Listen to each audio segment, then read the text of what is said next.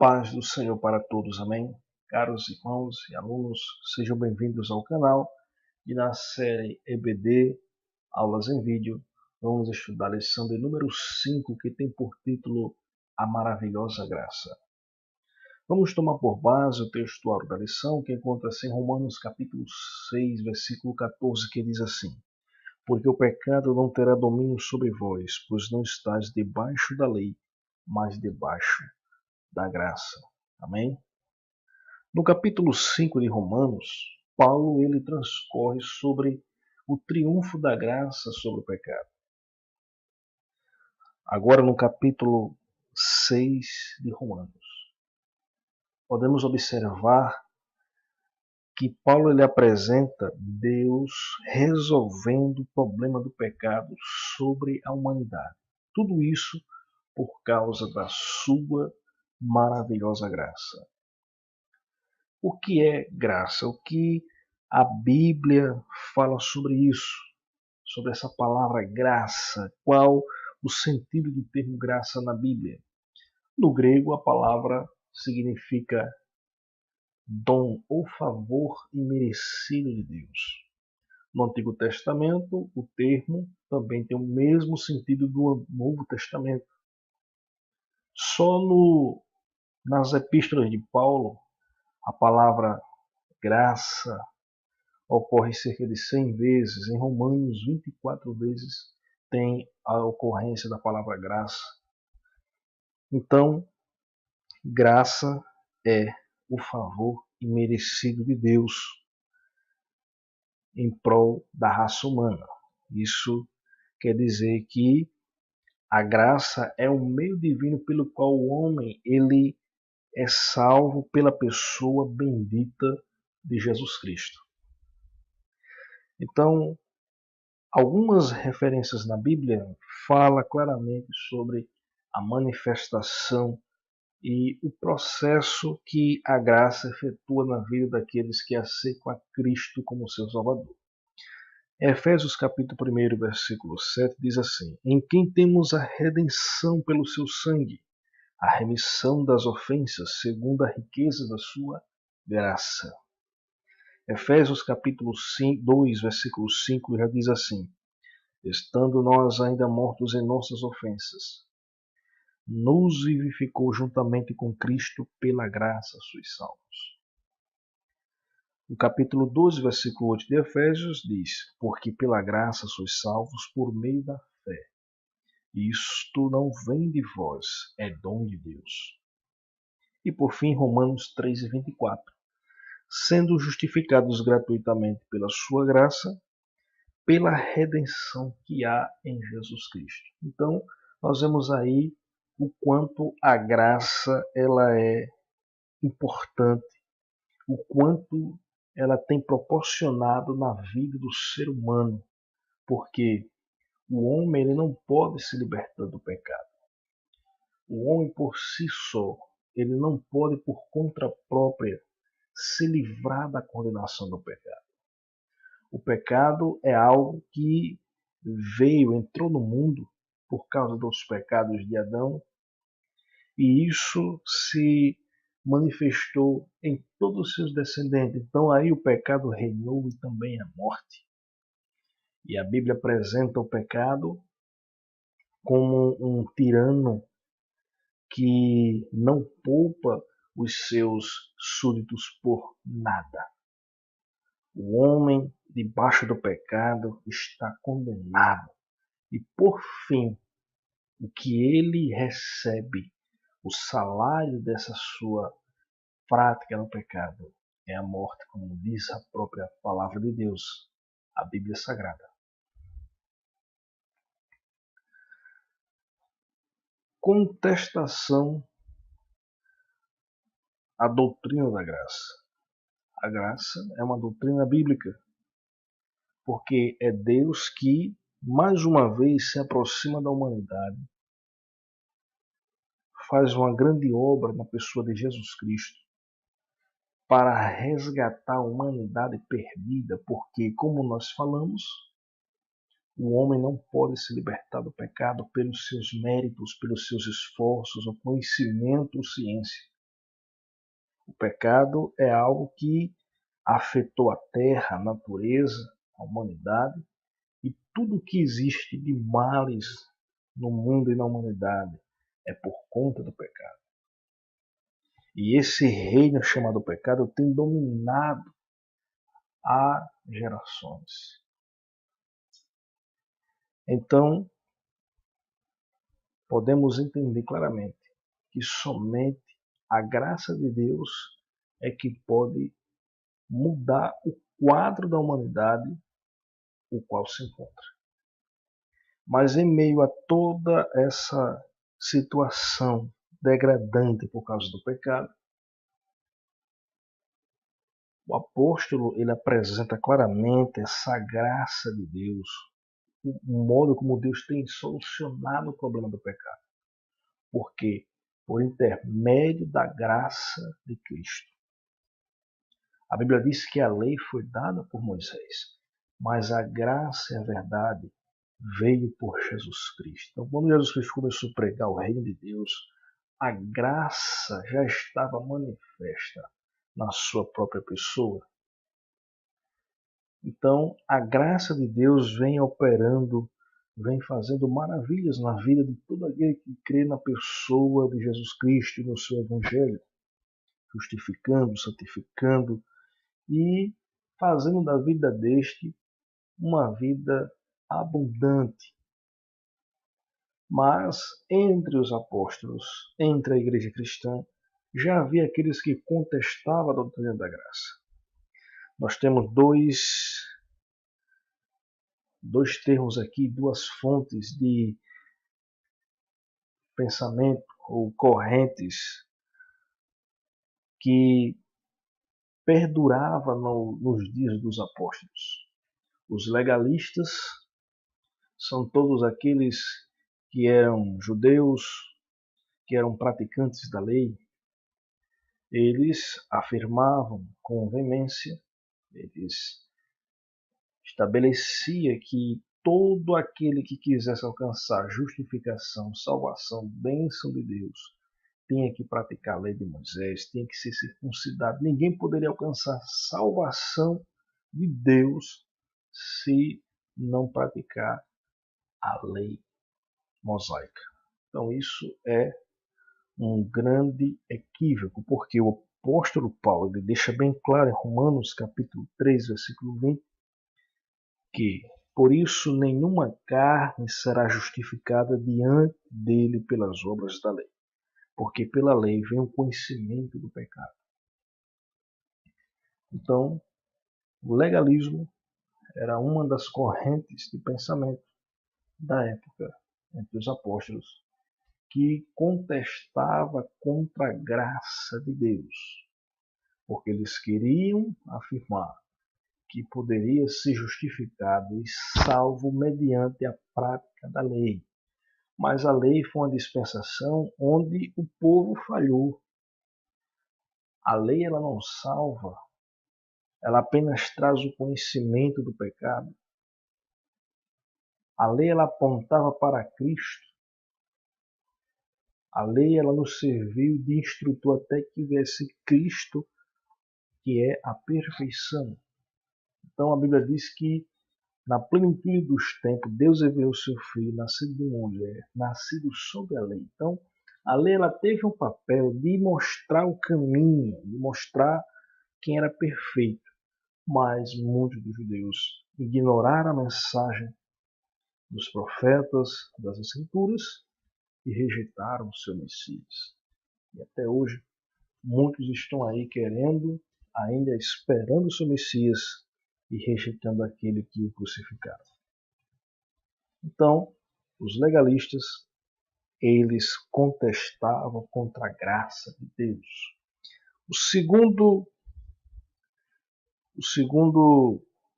ponto de pensamento, a segunda corrente aqui, depois dos legalistas, eram os antinomistas, ou antinomismo.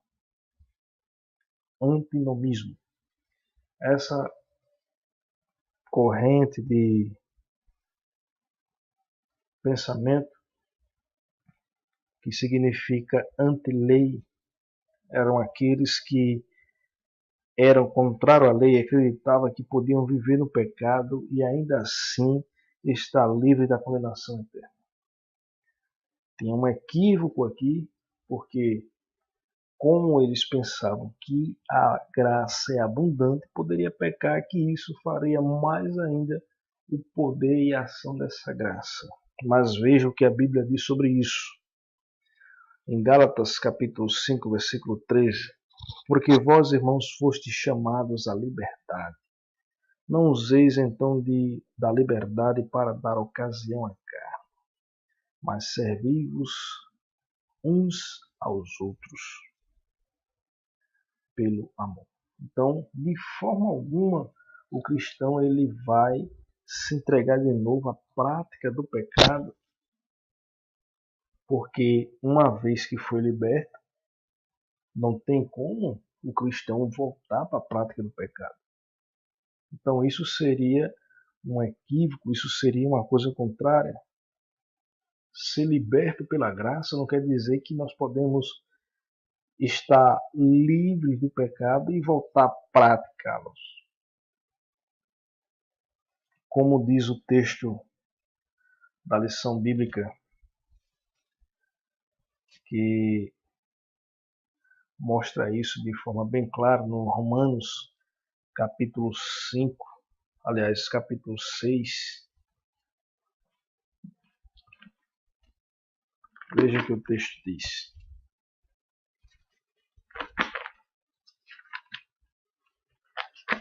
Romanos capítulo 6, versículo 1. Veja que Paulo indaga. Que diremos, pois? Permaneceremos no pecado para que a graça seja mais abundante? Paulo está fazendo aqui uma indagação. De modo nenhum, ele responde. No caso, ele exclama. Nós que estamos mortos para o pecado, como viveremos ainda nele? Ou não sabeis que todos quantos fomos batizados em Jesus Cristo, fomos batizados na sua morte? De sorte que fomos sepultados com ele pelo batismo na morte, para que, como Cristo ressuscitou dos mortos pela glória do Pai, assim andemos nós também em novidade de vida. Porque se fomos plantados juntamente com ele na semelhança da sua morte, também o seremos na sua ressurreição. Então, fica claro e evidente que o homem, quando se liberta do pecado mediante a graça de Deus, ele realmente está livre, liberto do domínio do pecado. De forma alguma ele vai voltar a praticá-lo. Então, a corrente de pensamento antinomismo é antibíblica e é anti a graça de Deus. Porque uma vez que o crente é liberto, uma vez que ele tem a graça de Deus na vida abundante, ele de forma alguma vai voltar para a prática do pecado, está livre, está liberto. Então ele vai viver agora uma vida de santidade, uma vida de novidade de vida, uma vida abundante, porque o velho homem foi crucificado com Cristo e agora ele ressurgiu uma nova vida para servir a Deus em justiça e santidade. Então, esses são os verdadeiros inimigos da graça: legalismo e antinomismo. Então, duas coisas que devemos observar. Todo homem que crê é salvo pela graça de Deus, sem as obras da lei.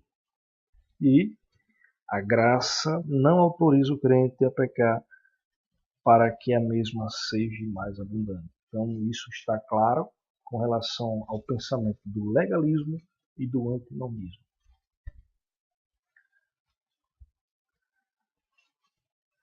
A graça, ela é vitoriosa. A graça, ela aniquila o domínio do pecado. Por isso que esse termo Graça vitoriosa porque ela aniquila o poder do pecado. Nós lemos no texto áureo que o pecado não terá mais domínio sobre nós.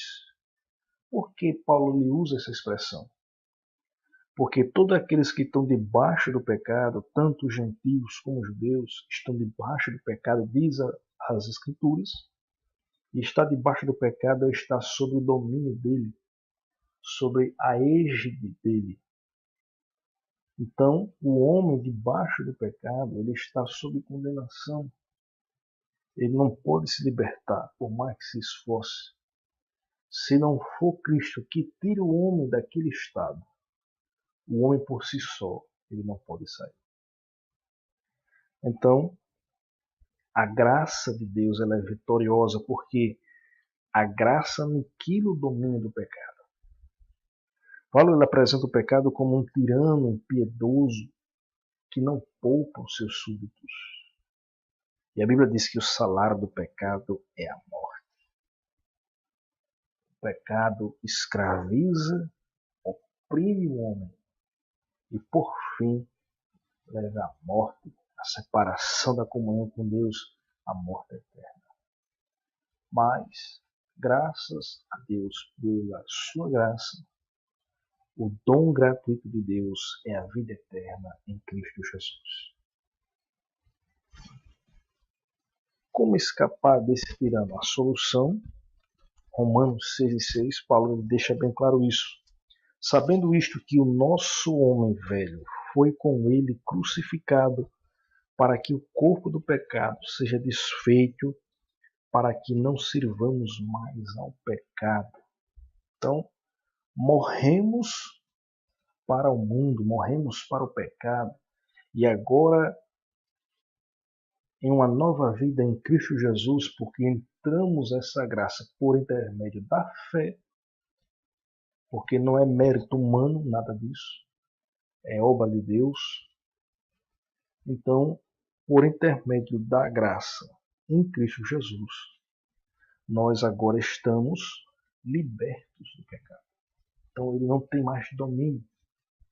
Então, o homem que aceita Cristo, ele é justificado, ele é perdoado, ele muda de posição diante de Deus, porque a posição do homem no pecado diante de Deus é de inimigo, de inimizade.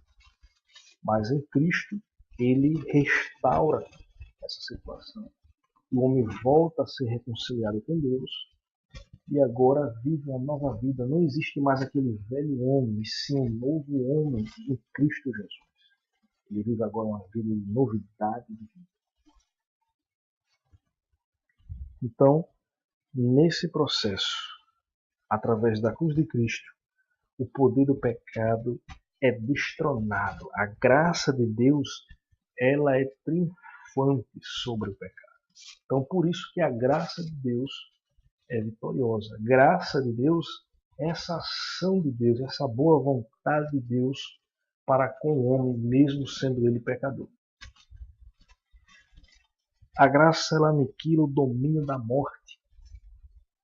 Romanos 6,23 diz, porque o salário do pecado é a morte, mas o dom gratuito de Deus é a vida eterna em Cristo Jesus.